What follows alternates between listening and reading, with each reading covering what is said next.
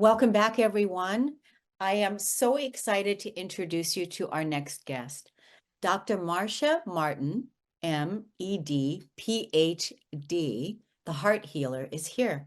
She's a special empowerment spiritual counselor, metaphysical minister, best-selling author, public speaker, clairaudient angel communicator, specializing in helping people heal their relationship with themselves. By healing the heart of all past pain and trauma, you'll be able to establish and maintain healthy relationships with yourself and all others so you can live a successful life. Her unique heart-centered energetic healing approach, the angel heart healing technique, enables you to build the perfect relationship with yourself and helps you answer the questions: who am I? Why am I here? And where am I going?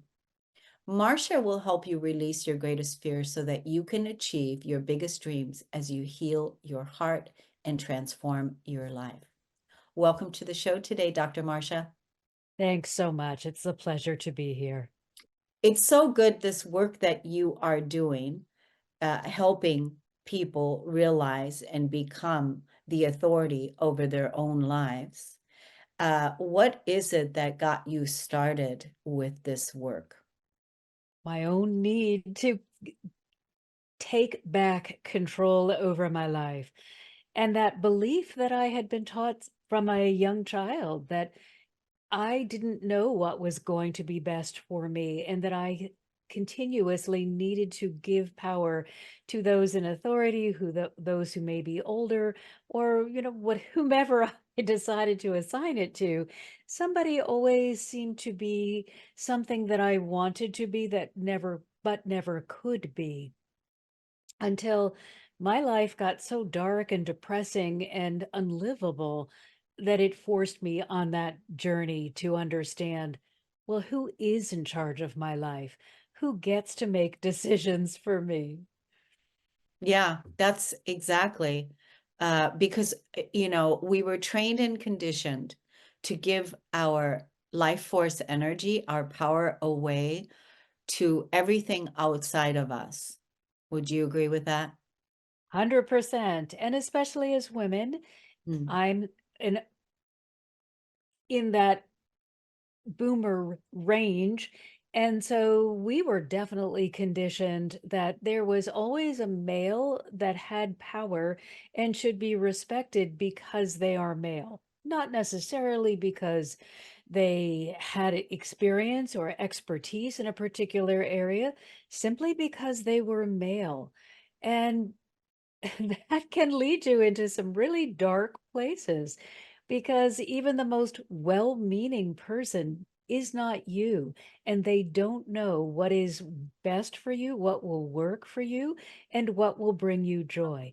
That's a personal experience that you need to be honest with yourself and choose for yourself.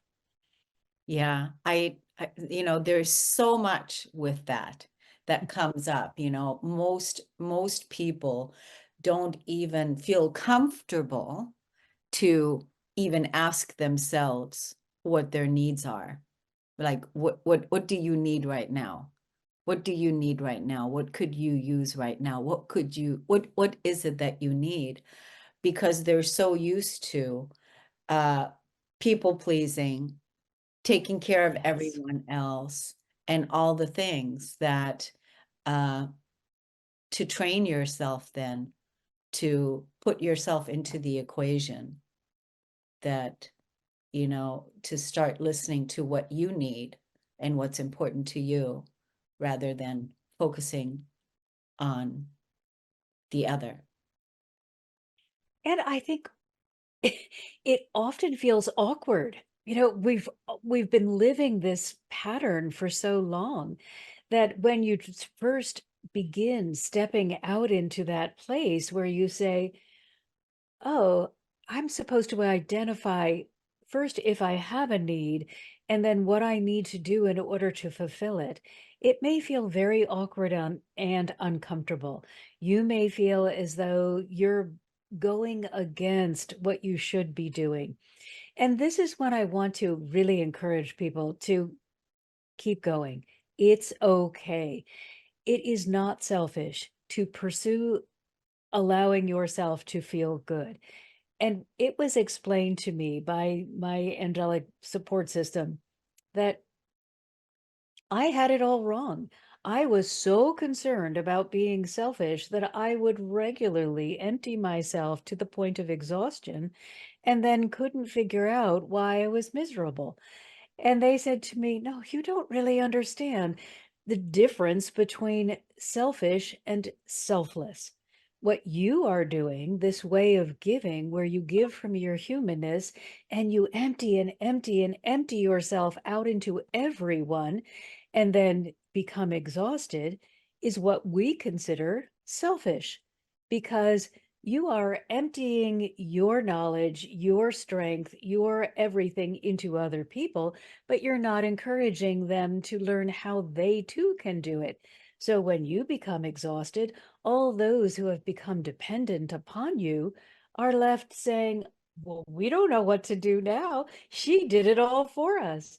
Mm. So they encourage us to create independence by first filling our own selves until we are full to overflowing. Fill up on everything that feels good. Fill up on those things that bring joy, that inspire you to be loving and giving and excited to face each day. Fill up on that. Let yourself receive first. Then continue to receive. Now you're overflowing and you can give forever from your overflow because it is through your connection to the divine that you are able to continue refilling, and that connection will never be severed. So now you can be this support system that you thought you were being originally without any danger to yourself, and at the same time teach others that when you fill up first, you too can be that support system for others. And it's a much more comprehensive form of healing for the world because each person gets better instead of each person becoming more dependent and then depleted.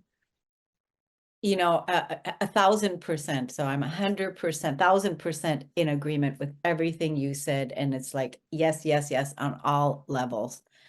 Uh, what, what the patterns that we're breaking when we're really looking at our own autonomy here and our own sovereignty and our independence. What is also happening then when we're breaking those patterns, right? Uh, and I'd like to hear what you're saying about this, is that where before so many people used to depend on us in the ways that we were giving our energy away, giving our power away, giving our authority away, running on empty, if you will. Then when we stop that pattern and we really start focusing on ourselves, you could feel like, oh, they don't need you anymore, kind of feeling, right? Oh, Do you know yeah. what I mean? Like it's kind of like almost like a payoff kind of thing. I don't know, where you're like the payoff to keep that going is because you feel needed. To Yes, absolutely. That is an absolute truth and another false teaching. Yeah, We are taught, well, you're only important if somebody needs you. yeah. That is what gives you value. But when you begin to understand, oh, I have intrinsic value because I am. I am a child of the divine. I am magnificent. I am perfect as I am. When that value becomes you connecting with all that you are, you will reflect that out to all others. And then you're no longer in a dependency relationship. So, okay, your child grows up and moves away. That doesn't make you less of a person. It means you have successfully helped that child enter adulthood, and now they are free to explore the world in the way that feels best to them. Your role has shifted, but that's okay. It's just a role. It isn't you. And I think in the past, I didn't know who I was, so I just tried to play different roles depending on where I was, hoping that who I was with would like the role that I was playing, because I didn't know that I could just be me, and I didn't know who I was either, so it was difficult to pick out from all of those people that weren't me, one that I liked enough to stay. It had to all of that had to go, and it had to be, "Who am I?" Not, "What am I?" It's so nice to, when a person that knows, that has that realization, they know who they are. They know who they are. It's so nice to be in that energy with another person that knows who they are. And I just imagine a world where people have answered these questions for themselves. Who am I? Why am I here? Where am I going? And they know who they are. Or imagine a dinner party and the people that are coming to your house, they all know who they are. Isn't that isn't that just such a fabulous difference than where we are today, right?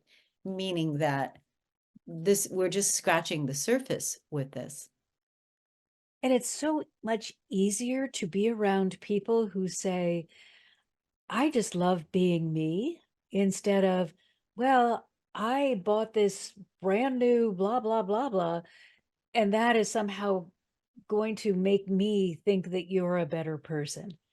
That doesn't that tells me you've bought something. It doesn't tell me who you are, and I want to know you. I don't really Yeah. care what car you drive. I don't know that much about cars, so you're wasting your energy on me. Tell me about you. Who Mm. are you? What brings you joy? What are you doing in your life right now that gives you that sense of satisfaction that allows you to feel I'm making a positive difference in the world? And let's be clear, that does not mean I am a leader. I am the next scientific discovery. It doesn't matter the magnitude of the gift. It matters that you are sharing a smile. Perhaps you've said a kind word to somebody that may not have heard that if you were not here. It's not the size, it is the heart resonance that you are giving that gift with.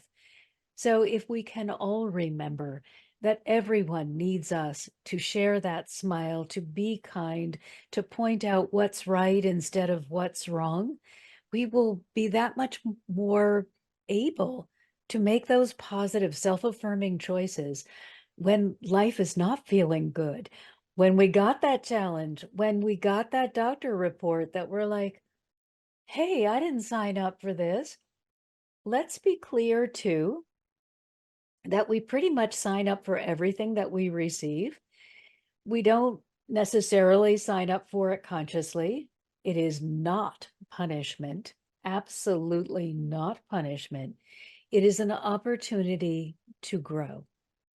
Sometimes we will encounter things that we cannot recover from because we have chosen that this is going to be what we want to experience, and our interaction with it is more important than successfully overcoming it. And that's something that I used to be very upset that I don't understand. This doesn't seem right. It's so unfair. It's wonderful. If you come up against a challenge that is bigger than you, but you are successfully able to interact with it because you've learned something from it, you are not a failure. You're just a discoverer. You have discovered something new about this that we may not have understood if you hadn't agreed to that particular moment of challenge. So please don't call yourself a failure when things don't go smoothly. Just imagine that you're an explorer. We're all on a journey. Allow yourself to explore without judgment. There's so much freedom in the things that you just shared with, how to, that maybe it's about interacting with the experience, being in the experience. It's about how you show up in it and how important it is that you show up in the experience so that we can learn from what it is that you are observing, what it is that you are sharing.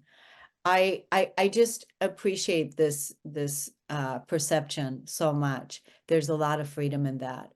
I want to be able to tell the audience how they can look you up and follow you on social media. What are your social media handles? Come to our website. We are now a nonprofit foundation. Oh, So this is I'm so excited thing, because when I was moving from that space of darkness into what is now for me a space of unending joy, finances were really tight. There oh yeah. was no way to get support. And I focus on helping people to recover from trauma. But I identify trauma as though um, it can be anything. If it knocked you off, then allow it to be trauma and do something to heal it. So come to our website. It's the Heart Healing Foundation.org, and you are welcome to receive counseling on a sliding scale so that we can offer something for everyone. But we're also on YouTube, on Facebook. We're all about education, inspiration, motivation, and transformation. I love that. So I definitely want to have you come back to go have another show and like a longer discussion. So what I'll do is I'll have Ashley connect us and we can set a time to have you come back where we can talk further because I want to hear more about your nonprofit, what you're excited about, what you just set up. And the whole piece about, I know that we can shed light to a lot of women that are out there that are possibly doing spiritual businesses that they're putting out their mission work, and they feel they need resources, right? It's so important that we support each other and that we honor that we are all on a journey. And truly, the only reason that I learned this is because I used to live my life believing and condemning myself as a failure because Mm. I never let myself celebrate anything. Nothing was good enough. I could climb Mount Everest in a week and I would get to the top and say to myself, if you'd done it in 3 days, then that would have been something that was worthwhile. But then if I did it in 3 days, I would have said, well, if you should have been up there in 24 hours. There was there was never a good enough. It was always, so what? Ah, you're just not as good as other people.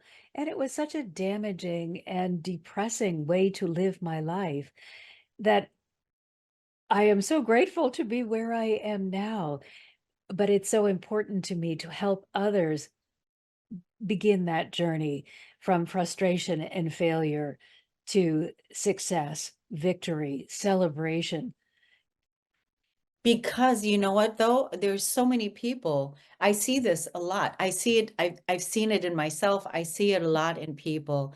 And that is, what you just said about it's never enough that you receive the way that you were viewing yourself in your achievements, that it's okay. It's that kind of energy and oh, it's okay. It's like not that big of a deal. Right. So Whatever, or what? you should You know, so or you should be, it should be better or whatever.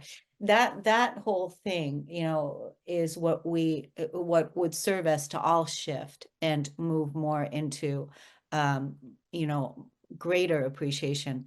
One of my daily practices, which I'm sure that you will love this, is I am so proud of myself where I am. Proud, so I proud. do love that. And that is something that I talk with all of my clients with is I'll often say, I'm so proud of you. Do So you proud. realize how far you've come, or how much energy or strength or courage or whatever fits it took in order to make that decision or hold that line or continue even though it wasn't the most pleasant experience? It is so important to be proud of whatever progress you are making and learn to measure it in infinitesimal steps. Don't run a mile and say, oh, well, I guess that was okay. Walk a step and say, yeah, I'm so proud of myself. I got up out of that chair. I walked a step. I'm committing to walking more. It's amazing. I'm so proud of myself. It is so much easier to go from success to success than it is from failure to success.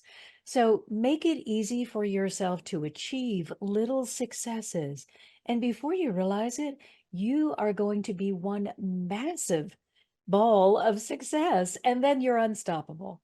I can't wait to talk to you again. I just feel like doing cartwheels right now. Cartwheels. Hello. Let's tell the audience the name of the website one more time, and then we're going to go to break. Absolutely. It is thehearthealingfoundation.org. The Heart Healing Foundation. Foundation.org. Well, Correct. I just appreciate you so much. Thank you for coming on. You've certainly inspired me, and I know the audience will feel that inspiration as well. Thank you so much. We're going to take a break now on the Cornelia Stephanie Show. We'll be right back. Thank you.